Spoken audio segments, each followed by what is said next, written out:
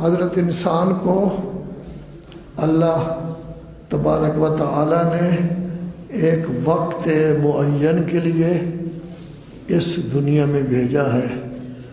پرانے زمانے میں کئی سو سال تک آدمی زندہ رہتا تھا، فطری زندگی تھی، اس میں جعل سازی، بناوٹ یہ چیزیں نہیں ہوتی تھی۔ تو جب سے نمائشی زندگی شروع ہوئی ہے تو ایسی صورت میں لوگوں کی عمریں کافی کم ہیں۔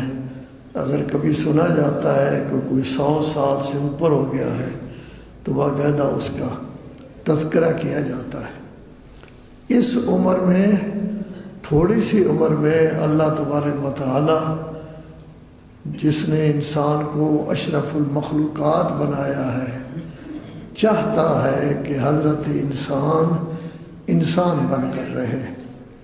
حضرت انسان میں جو حیوانیت کے اثرات ہیں وہ ظاہر نہ ہوں، بلکہ انسان بن کر انسانیوں کی طرح زندگی بسر کرے، تاکہ ملک میں امن ہو، امان ہو، سکون ہو، اطمینان ہو، لوگ آرام سے زندگی بسر کریں، ضرورت کی تمام چیزیں انہیں مہیا ہو جائیں، کسی چیز کی کمی نہ ہو، کسی کو پریشانی نہ ہو۔ پرانے زمانے میں یہ کہا جاتا تھا کہ ہوا، پانی اور آگ، اس میں سب لوگ شریک ہیں۔ آگ کی بھی کوئی قیمت نہیں ہوتی تھی، پانی کی بھی کوئی قیمت نہیں ہوتی تھی، اور ہوا کی بھی کوئی قیمت نہیں ہوتی تھی۔ آج بجلی، آگ تو ملتی ہی نہیں، پانی بھی کراچی میں ناپید ہے، آپ کے ہاں پانی آ رہا ہے، لیکن اکثر جگہ پر پانی اس قابل نہیں ہے کہ انسان اس کو استعمال کرے۔ فقط ہوا ایسی ہے کہ جس پر کوئی ڈیوٹی ابھی تک حکمرانوں نے نہیں لگائی۔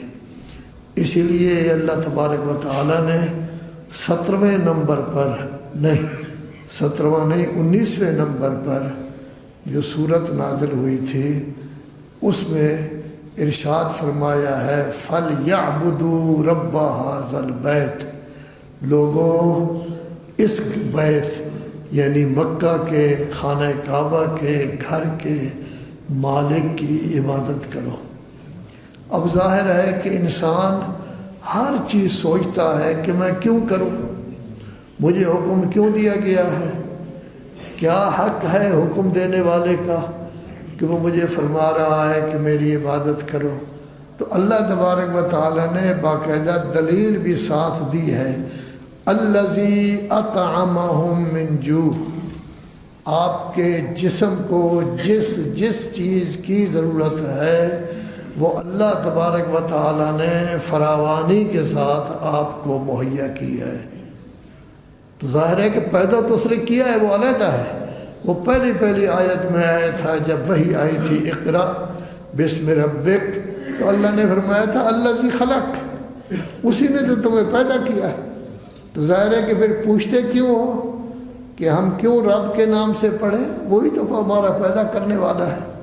لیکن یہاں پیدا کرنے کا ذکر نہیں کیا گیا، دوسری نعمت کا ذکر کیا گیا، الذی اطعمہم من جوع، جس نے آپ کی بھوک کو مٹانے کا مکمل بندوبست کیا ہے، طعام کا بندوبست کیا ہے، اور طعام 24 گھنٹے موجود ہے۔ اس میں صرف روٹی نہیں ہوتی، یہ سبزیاں بھی کام دیتی ہیں۔ اب بھی کھاتے ہیں، پرانے زمانے میں شلغم بھی لوگ کھاتے تھے، مولیاں بھی کچی کھاتے تھے، مولیوں کے پتے بھی کچے کھاتے تھے۔ یہ چنے جب پیدا ہوتے ہیں تو ان کی پہلے جو پلی ہے وہ کھائی جاتی تھی، پھر چنے کچے بھی کھاتے تھے، اس کو توے پر پکا کے بھی کھا لیتے تھے۔ یہ سب چیزیں انسان کی غذا ہے۔ کسی ایسی جگہ آپ جائیں جہاں کھانے کے لیے روٹی نہیں ہے تو درخت موجود ہیں، سبزیاں موجود ہیں، باقی چیزیں موجود ہیں، زمینیں آباد ہیں، آپ کو مکمل غذا مل سکتی ہے۔ یہ ضروری نہیں ہوتا ہر جگہ آدمی گوشت ہی کھائے، یہ بھی کھائے، فلاں بھی کھائے۔ تو غذا انسان کی ہر وقت کیا موجود ہے. اور دوسرا جس چیز کی ضرورت ہے وہ ہے کہ لوگ آرام سے رہیں، لوگوں کو کسی قسم کا کوئی خوف نہ ہو، ان کے گھر محفوظ ہوں، ان کی دکانیں محفوظ ہوں، ان کا کاروبار محفوظ ہو. لذا اللہ فرماتا ہے وَآمَنَهُم مِّن خوف، خوف سے اللہ نے آپ کو امن دیا ہے. تو اللہ نے آپ کی پیٹ پوجا کے لیے بھی جس چیز کی ضرورت ہے اس کا بندوبست کر دیا ہے، اور اللہ نے امن بھی دے دیا. اب دیکھیے حضرات محترم، ہم اپنی زندگیوں کو دیکھیں، خصوصاً جب انسان اٹھتی ہوئی جوانی ہو، تعلیم مکمل کر چکا ہو، اب اس کو ضرورت ہوتی ہے مجھے کوئی کام ملے. اب اگر کوئی ایسا آدمی ہے جس نے تعلیم کے لیے کسی کا بندوبست کیا ہے، تو اگر یہ انسان شریف ہے ساری زندگی نہیں بھولے گا کہ جس نے میری تعلیم کا بندوبست کیا ہے وہ فلاں شخص تھا. پھر تعلیم کے بعد ضرورت ہے کہ وہ کام ملے، جس نے کام کا بندوبست کیا ہے یا نوکری دلوائی ہے، ملازمت دلوائی ہے، سرکاری غیر سرکاری، اگر کوئی شریف ہے، اس کی فطرت ٹھیک ہے، وہ ساری زندگی نہیں بھولے گا. بعد میں ہو سکتا ہے کھرب پتی ہو جائے. اصل انسان کو یاد رکھنا چاہیے کہ ابتدا میں میرے ساتھ کس نے تعاون کیا ہے، میری ابتدا کس سے ہوئی ہے. سب سے پہلے تو ماں باپ ہے. جو آدمی ماں باپ کو بھول جاتا ہے وہ تو شریف نہیں کہلا سکتا. ماں باپ ہی سے تو پیدا ہوا ہے. اب اس کے بعد پھر جس نے اس پر احسان کیا ہے، تعلیمی احسان کیا ہے، ملازمت کا احسان، یا ملازمت شروع ہو جائے تو پھر آدمی خود ترقی کرتا رہتا ہے، باقی سارا سلسلہ چلتا ہے. تو ظاہر ہے کہ اس کو انسان جو ہے وہ کبھی نہیں بھولتا. اس لحاظ سے اگر ہم زندگی میں دیکھیں کہ میرے بچپنا سے لے کر جب میں اتنی عمر کا ہو گیا ہوں، کس کس کا مجھ پر کوئی احسان ہے. اگر انسان جس کا احسان ہے ان کی عزت کرتا رہے، وہ دنیا سے چلے گئے ہیں ان کے لیے دعائے خیر کرتا رہے، موجود ہیں ان کی توفیقات کے لیے وہ دعا کرتا رہے، ہمیشہ اس کی عزت کرے، اس کا تذکرہ کرے کہ اس نے میرے ساتھ یہ اچھائی کی ہے، اس کا نتیجہ کیا ہوگا؟ فَاذْكُرُونِي أَذْكُرْكُمْ. اللہ کہتا ہے تم مجھے یاد رکھو، میں تمہیں یاد رکھوں گا. جب ہم کسی کو یاد رکھیں گے تو کل ہمیں بھی لوگ یاد رکھیں گے. جس کسی پر ہم نے کچھ تھوڑا سا احسان کیا ہے وہ ہمیں بھی یاد رکھے گا. یہ کرتے کا دھرتا ہوتا ہے، جیسے من لا یرحم لا یرحم، جو کسی کا خیال نہیں کرتا اس کا کوئی خیال نہیں ہوگا. اگر یہ چیزیں پیدا ہو جائیں پھر دنیا میں امن ہوگا، دنیا میں محبت ہوگی، دنیا میں الفت ہوگی، مودت ہوگی، اخوت ہوگی، بھائی چارہ ہوگا، جھگڑا نہیں ہوگا اور کچھ نہیں ہوگا. حضرت موسیٰ علیہ السلام کو اللہ تبارک و تعالی وحی کر رہا ہے، حببنی الی خلقی، اے موسیٰ اس طرح کام کریں کہ میری ذات میری مخلوق میں ایسی ہو جائے کہ وہ مجھ سے محبت کرے. یہ اللہ فرما رہا ہے. کیا کریں؟ حببنی الی خلقی، مجھے اپنا مخلوق کا محبوب بنا دے، وحبب خلقی الیہ، اور میری مخلوق کو میرا محبوب بنا دے. یعنی اس طرح آپ تبلیغ کریں کہ لوگ مجھے اپنا محبوب بنا لیں اور میں ان کو اپنا محبوب بنا لوں. قالا یا رب کیف افعل، یا اللہ میں کیا کروں، کس طرح کی باتیں کروں کہ لوگ تیری ذات سے محبت رکھیں اور تیری ذات ان سے محبت رکھے. یہ کوئی نئی چیز نہیں ہے. قل ان کنتم تحبون اللہ فاتبعونی یحببکم اللہ، میرے حبیب ان سے کہہ دو میری پیروی کرو گے تو اللہ تمہیں محبوب بنا لے گا. اور بھی آیتیں ہیں محبوب بنانے کی. تو گویا اللہ کہتا ہے میں ان کا محبوب بن جاؤں، یہ میرے محبوب بن جائیں. تو وہ پوچھتے ہیں کیف افعل، فرمایا ذکرہم آلائی و نعمائی، میں نے جو نعمتیں ان کو دی ہیں ایسی نعمتیں جو جسمانی طور پر ان کو کام کر دیتی ہیں، یا وہ نعمتیں دی ہیں جو روحانی طور پر ان کے کام آتی ہیں، ان کا عام طور پر ذکر کیا کرو۔ یہ سب کچھ کیوں ہوگا؟ اگر ہمیں یاد ہو کہ ہمارا پیدا کرنے والا اللہ ہے، اگر ہمیں یہ ذکر تذکرہ ہو، ذہن میں ہو کہ مجھے آنکھیں اللہ نے دی ہیں، مجھے کان اللہ نے دیا ہے، مجھے عقل اللہ نے دی ہے، میری روح جس کو اللہ نے اپنی طرف منسوب کیا ہے وہ مجھے اللہ تبارک و تعالی نے دی ہے، اگر ان کا تذکرہ ہوتا رہے تو لوگ سمجھیں گے کہ فلاں آدمی نے تو میری پڑھائی کا بندوبست کیا تھا، اللہ نے تو مجھے پیدا کیا ہے، تمام چیزیں اسی نے دی ہیں، ایک چیز بھی ایسی نہیں ہے کہ اللہ کے علاوہ مجھے کسی نے دی ہو۔ حتیٰ کہ جس نے مجھ پر احسان کیا ہے، مجھے پڑھایا ہے، مجھے نوکری لے کر دی ہے، میری اور کوئی خدمت کی ہے، اس کو توفیق بھی اللہ نے دی ہے، اس کو مال بھی اللہ نے دیا ہے، اس کو اخلاق کی توفیق بھی اللہ نے دی ہے۔ تو ظاہر ہے کہ اگر یہ آپ کریں گے، ذہن میں آ جائے گا تو اللہ تبارک و تعالیٰ کی محبت لوگوں کے دلوں میں پیدا ہو جائے گی۔ دیکھیے، میں بھی سوچوں، آپ بھی سوچیں کہ اللہ کی محبت ہمارے دل میں ہے؟ ٹھیک ہے، آپ بے شک اس طرح کرتے رہے، لیکن نہیں، اللہ کا تو تذکرہ ہی نہیں ہوتا۔ اگر اللہ تبارک و تعالیٰ یہ نمازیں ہمارے لیے واجب قرار نہ دیتا تو اللہ کا تو نام ہی کسی نے نہیں لینا تھا۔ یہ نمازیں، یہ نوافل، یہ نماز شب 51 رکعت اگر ہم ایک دن میں پڑھیں تو پھر یہ جو ہے وہ 4445 دفعہ ہم اللہ، رحمان، رحیم، رب یہ لفظ کہتے ہیں۔ تو اللہ تبارک و تعالیٰ نے خود انتظام کیا ہے کہ ہر منٹ میں ہم کم از کم 2 دفعہ اللہ تبارک و تعالیٰ کا تذکرہ کریں، بلکہ اس سے بھی زیادہ تذکرہ کریں۔ وگرنہ اگر اللہ نے یہ نہ کیا ہوتا، اذان نہ ہوتی، اقامت نہ ہوتی، یہ نمازیں ہماری نہ ہوتی، تو اللہ کا ذکر تو ہم نہیں کرتے۔ آپ دیکھیں، سب سے بڑی شخصیت جو اللہ تبارک و تعالی نے اس کائنات میں بھیجی ہے وہ ہیں رسول اعظم صلی اللہ علیہ وآلہ وسلم۔ اور یہ زبانی کلامی لفظ نہیں ہے۔ آپ جس وقت پڑھتے ہیں سورہ جمعہ کی دوسری آیت میں اسی نبی کا تذکرہ ہے، لیکن نہیں، سورہ آل عمران میں ایسا تذکرہ ہے کہ کسی نبی کا اس طرح تذکرہ نہیں۔ اللہ نے نوح کو بھیجا، وہ شریعت لے کر آئے، ابراہیم کو بھیجا، وہ جد الانبیاء ہیں، موسیٰ کو بھیجا، تورات لے کر آئے، عیسیٰ کو بھیجا، زبور لے کر آئے۔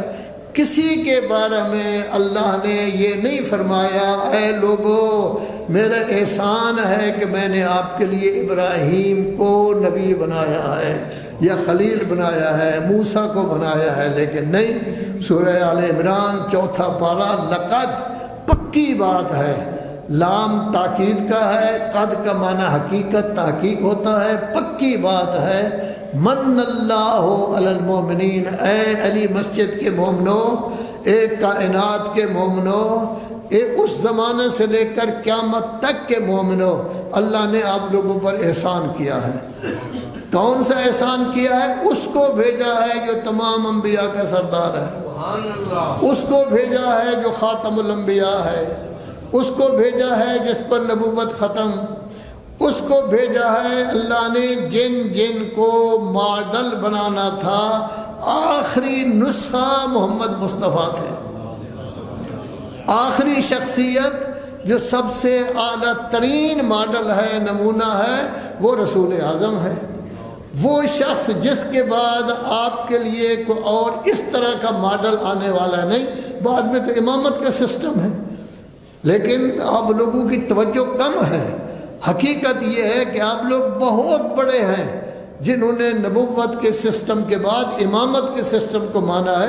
ہمارے برادران تو امامت کے سسٹم کو نہیں مانتے، انہوں نے تو امام کو خراب کر دیا ہے۔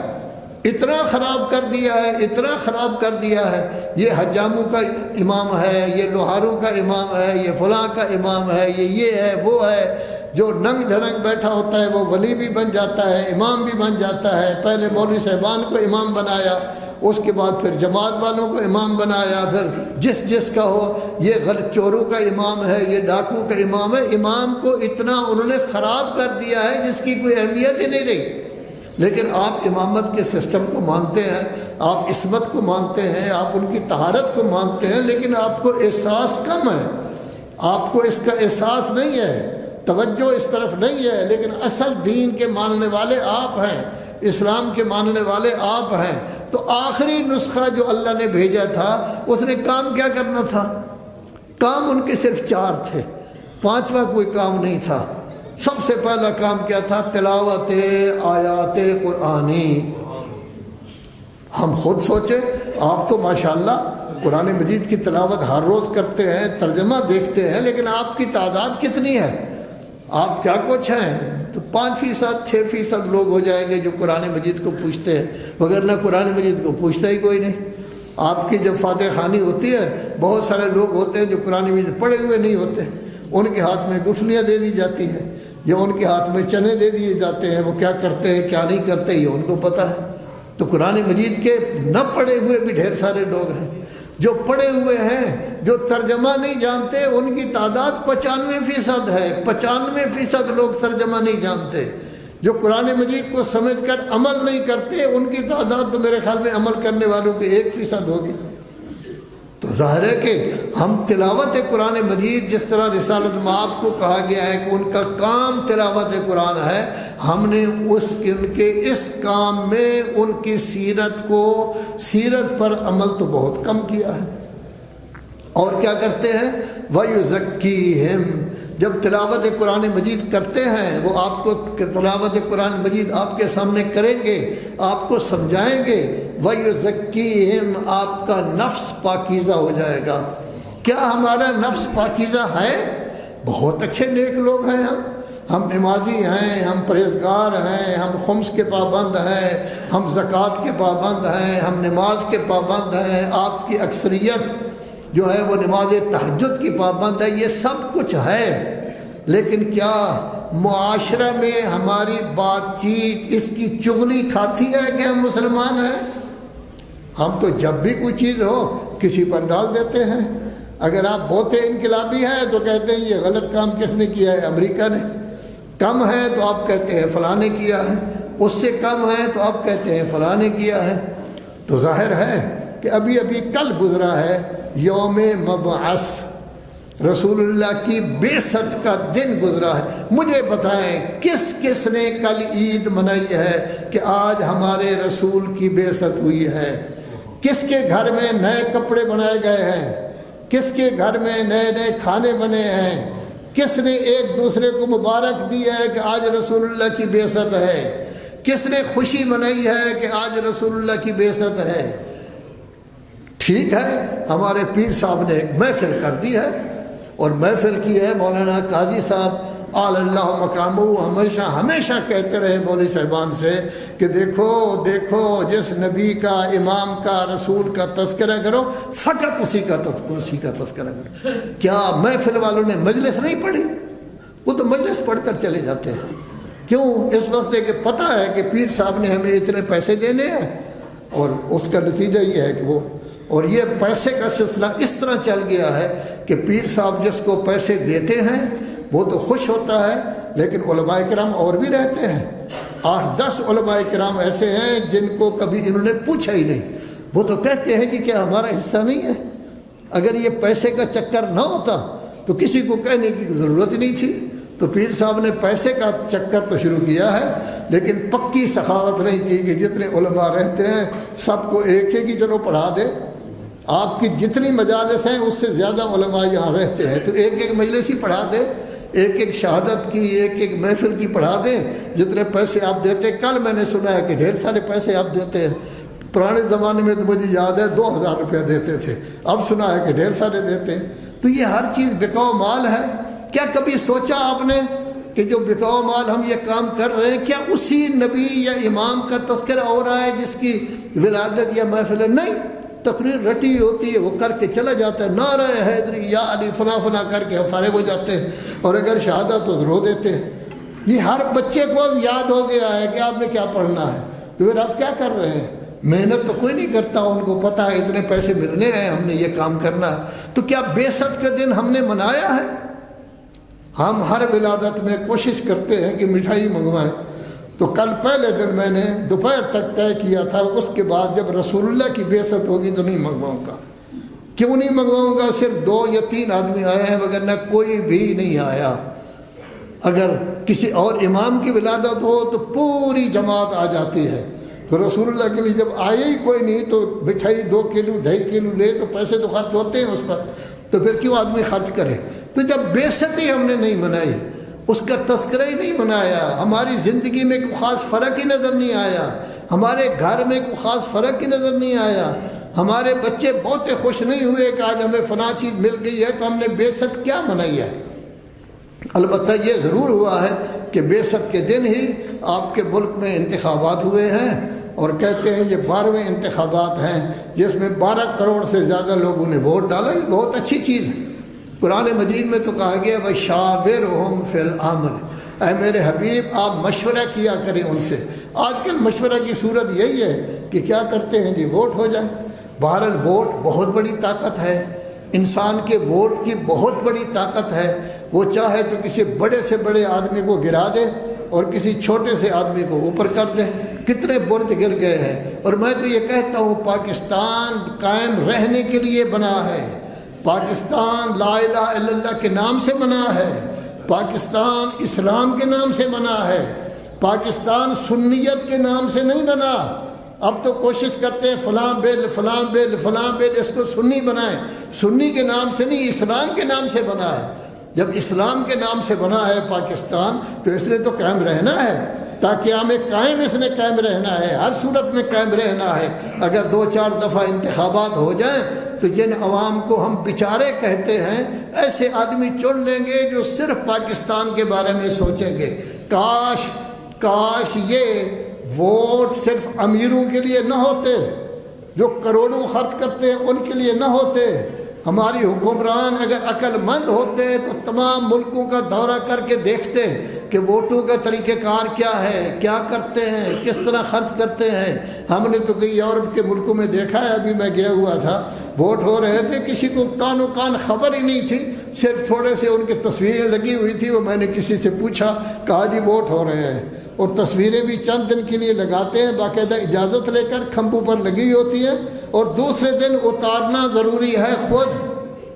تو ظاہر ہے کہ بڑے آرام سے ووٹ ہو جاتے ہیں، حکومتیں تبدیل ہو جاتی ہیں۔ ہمارے ہاں جھگڑے بھی ہوتے ہیں، لڑتے ہوتے ہیں، کیوں؟ اس لیے کہ ہم نے جمہوریت کو لیا ہے لیکن ہماری سوچ نہیں بدلی، ہماری سوچ لڑائی جھگڑے والی ہے، ہماری سوچ ایک دوسرے کی مخالفت کی ہے، اس کی وجہ سے یہ ساری گڑبڑ ہوتی ہے۔ تو بیست کا دن بھی تھا اور یہ دن بھی اپنی جگہ پر آیا ہے، اور آج جمعہ ہے، اور جمعہ کے دن خصوصیت اس کی یہ ہے کہ آج 28 رجب بھی ہے۔ جس کربلا کو مانتے ہیں اس کربلا کی ابتدا آج سے ہو رہی ہے۔ 1385 سال پہلے 28 رجب کو امام نے اپنے خاندان کے ساتھ مدینہ کو چھوڑا تھا۔ ان تمام چیزوں کا جب ہم ذکر کرتے ہیں، یہ قصے نہیں ہیں، یہ کہانیاں نہیں ہیں، یہ صرف باتیں نہیں ہیں، اصل تو یہ ہے کہ ہم ان سے عبرت حاصل کریں۔ رسول اللہ آئے ہیں تو تلاوت قرآن، ہم بھی ہر روز تلاوت قرآن مجید کریں۔ رسول اللہ تلاوت قرآن مجید سے تزکیہ نفس کرتے ہیں تو ہمارا نفس بھی پاکیزہ ہونا چاہیے۔ اس میں نماز روزے کے علاوہ یہ بھی ہونا چاہیے بہتان نہ ہو، اس میں غیبت نہ ہو، اس میں کسی کا نام نہ بگاڑا جائے، کسی کا مذاق نہ اڑایا جائے۔ یہ 26 پارے میں یہ چیزیں موجود ہیں۔ ہم تو کیا کہتے ہیں، یہ فلاں ہے جی، انہوں نے فلاں کو جتا دیا ہے، فلاں کو نہیں جتایا، ہر کسی کو خدا بنا دیا گیا ہے کہ وہ کرتا ہے، اور اس میں کوئی فرق نہیں ہے۔ ہمارے جعفری صاحب جیسے نیک آدمی بھی کہیں گے جی یہ حکمران کرتے ہیں، جی یہ فلاں کرتے ہیں، یہ فلاں کہ مولوی صاحبان کا بھی یہی حال ہے، مولوی صاحبان بھی اسی معاشرے کا حصہ ہے۔ کبھی یہ نہیں سوچا کہ کبھی انسان خود بھی کام کرتا ہے، کسی اور کا کوئی دخل نہیں ہوتا۔ یہ معاشرہ کی خرابی ہے کہ ہم ہر کام دوسرے پر ڈال دیتے ہیں، اپنے آپ کو بچانے کی کوشش کرتے ہیں، ہم تو بیوے ہیں، ساری خرابی فلاں کر رہا ہے۔ یہ نہیں، یہ معاشرہ نہیں کہتا، معاشرہ کہتا ہے تو خود ذمہ دار ہے، ووٹ کا بھی تو ذمہ دار ہے، صحیح ڈالنے کا بھی تو ذمہ دار ہے، غلط ڈالنے کا بھی تو ذمہ دار ہے، اپنی زبان پر کنٹرول کرنا بھی تیرا کام ہے، اپنے ذہن پر کنٹرول کرنا تیرا کام ہے، دوسروں کو برا بھلا نہ کہو، دوسروں کو درمیان میں نہ لے آؤ، اپنے آپ کے اندر جو موجود ہے نفس اس کو سنوارو، اس کو ٹھیک کرنے کی کوشش کرو، اس کو اخلاق سکھاؤ، اس کو بندہ بناؤ، تاکہ وہ بندہ بن جائے تو یہ ساری گڑبڑیں ختم ہو جائیں۔ یہی کام رسول اللہ نے کرنا تھا، لیکن تلاوت ہم کرتے ہیں، کریں، ترجمہ بھی جانیں، تزکیہ نفس بھی ہو۔ وَيُعَلِّمُهُمُ الْكِتَابَ، ہمارے بچے ماسٹر بھی کرتے ہیں، سی اے بھی کرتے ہیں، اور ہم ماشاءاللہ پیسہ تھوڑا سا آ جائے ہم اپنے بچوں کو مشن سکول کے سپورٹ کر دیتے ہیں یا کسی اور سکول کے سپورٹ کر دیتے ہیں کہ ان کی تربیت کرنا ان کا کام، پوچھتے ہی نہیں بچہ کچھ پڑھ بھی رہا ہے یا نہیں، سکول میں بھی نہیں جاتے کہ بچہ پڑھ بھی رہا ہے یا کھیلتا رہتا ہے، وہاں سے جا کے پوچھتے ہی نہیں۔ کبھی کبھی ان کا فنکشن ہو تب بھی کوشش کرتے ہیں جی ٹائم نہیں ہے ہمارے پاس آنے کی، جب بچے کو پوچھیں گے نہیں، بچہ تیرا ہے، تربیت اس کی فلاں کرے گا، کیوں؟ جب تیرا بچہ ہے تو نے تربیت کرنی ہے، اگر اچھا بناؤ گے تو خود اچھا سمجھا جائے گا۔ اگر میرا بچہ گھر میں غلط کاری کرتا ہے تو اس کا مطلب یہ میرا گھر ٹھیک نہیں ہے، اگر میرا گھر ٹھیک ہوتا، میں نے اس کی تربیت کی ہوتی تو کبھی یہ کام نہ کرتا۔ یہ کب ہوتا ہے؟ وَيُعَلِّمُهُمُ الْكِتَابَ، مجھے دکھاؤ کیا ہم کوشش کرتے ہیں کہ لوگوں کو قرآن مجید کی تعلیم دیں؟ کیا ہم قرآن مجید کی تعلیم دے رہے ہیں؟ آپ سب کہیں گے کہ ہاں ہاں جی ہم نے قاری بلایا ہے، ان کو اتنے پیسے دیتے ہیں قرآن مجید کی۔ نہیں نہیں، کوئی تعلیم نہیں، کوئی تعلیم نہیں، کوئی تعلیم نہیں، آپ تو صرف قرآن مجید کے الفاظ ان کو پڑھاتے ہیں۔ کبھی بتایا ہے کہ بسم اللہ الرحمن الرحیم کا معنی کیا ہے؟ کبھی بتایا ہے غیر المغضوب کا معنی کیا ہے؟ کبھی بتایا ہے مغضوب کون ہوتے ہیں؟ کبھی بتایا ہے ضالین کون ہوتے ہیں؟ یہ تو نہیں ہے۔ اگر آپ کا بچہ اردو کی کتاب پڑھتا ہے تو ہر لفظ کی پہچان، انگلش کی پڑھتا ہے تو ہر لفظ کی پہچان، یہ بیچارہ مظلوم قرآن مجید ہمارے ہاتھ میں آ گیا، اس کی پہچان نہیں، اس کے لیے ہم ترجمہ نہیں پڑھاتے، پہلے دن سے ہم ترجمہ نہیں پڑھاتے، بڑا ہو جائے گا پڑھ جائے گا۔ یہ سنی مسلک ہے کہ بڑا ہو جائے گا پڑھ جائے گا، کیونکہ حضرت عمر صاحب نے یہ کہا تھا حسبنا کتاب اللہ۔ ہم تو کہتے ہیں کتاب کے ساتھ استاد کی ضرورت ہے، استاد تو ائمہ ہیں۔ آج کل کسی نے آ کے قرآن مجید کو بمائے ترجمہ، اگر قرآن مجید کو بمائے ترجمہ آپ نہیں پڑھاتے تو اس کا مطلب یہ ہے کہ آپ قرآن مجید کو مانتے ہی نہیں، قرآن مجید کی اہمیت آپ کے دل میں نہیں ہے، قرآن مجید کی عظمت آپ کے دل میں نہیں ہے، آپ کے گھر میں قرآن مجید کو رواج نہیں ملا، آپ کے معاشرے میں قرآن مجید ہے ہی نہیں، اردو بھی ہے، انگلش بھی ہے، باقی چیزیں بھی ہیں، ماسٹر بھی ہے، سی اے بھی ہے، قرآن مجید نہیں، یہ نہیں ہے اور ہے بھی نہیں۔ کہیں بھی قرآن مجید کا ترجمہ جو ہے وہ لوگ نہیں پڑھا دیے، پڑھ جائے گا جی، بڑا ہو جائے گا پڑھ جائے گا۔ وہ کہتا ہے جی فلاں بچہ میرا اتنا پڑھ گیا ہے، اب میں اس کو کہوں گا وہ ترجمہ فلاں مولوی صاحب کا لے لے گا، پڑھ لے گا۔ بندہ خدا، اگر کتاب کافی ہوتی تو وہ تو حضرت عمر صاحب نے کہہ دیا تھا۔ آپ کے ہاں تو امامت ہے، آج بھی استاد ہونا چاہیے جو استاد اس قرآن مجید کو پڑھائے۔ تو رسول اللہ کا کوئی کام ہم نہیں کر رہے ہیں۔ جب ہم تلاوت قرآن مجید بھی پابندی سے نہ کریں، جب ہمارا تزکیہ نفس بھی نہ ہو، ہم اپنے معاملات دوسروں پر ڈالتے رہیں، کتاب کی تعلیم بمائے ترجمہ نہ ہو، حکمت کیسے آئے گی؟ قرآن مجید کے حقائق کیسے منکشف ہوں گے؟ قرآن مجید میں جو بواطن پائے جاتے ہیں وہ کیسے پتہ ہوں گے؟ جس کو ترجمہ ہی کے پتہ نہیں اس کو بواطن کا کیا پتہ، اس کو حقائق کا کیا پتہ؟ آپ کے امام تو بہت پڑھے لکھے ہیں، وہ تو کہتے ہیں 70 بطن ہے، 70 بطن اس کے اندر پائے جاتے ہیں۔ چلو ہم 70 تک نہیں، 2-4 تو معلوم کریں دو چار تب معلوم کریں گے جب ابتدا سے ہمارا بچہ بسم اللہ الرحمن الرحیم پڑھتا ہے تو اس کو پتہ ہو اس کا ترجمہ کیا ہے۔ بسم اللہ الرحمن الرحیم میں کیا بتایا گیا ہے کہ اللہ رحمان ہے، رحیم ہے۔ کیا رحمت ہمارے دل میں پیدا ہوئی؟ کیا ہم تھپڑ تو نہیں مار دیتے کبھی نوکر کو؟ کیا کبھی بیگم کے ساتھ ہماری لڑائی تو نہیں ہوتی؟ کیا ہم گالیاں تو نہیں دیتے؟ کیا ہم نے اپنے گھر کو جہنم تو نہیں بنا رکھا؟